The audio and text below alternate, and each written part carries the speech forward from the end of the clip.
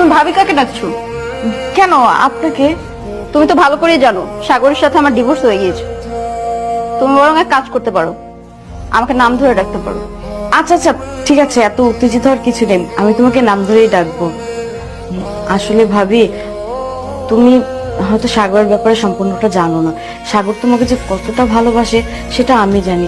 আমার সাথে যখনই দেখা হয় শুধু তোমার কথাই বলে বলে আমি কত ভাগ্যবান জানো যে আমি এমন একটি স্ত্রী পেয়েছি।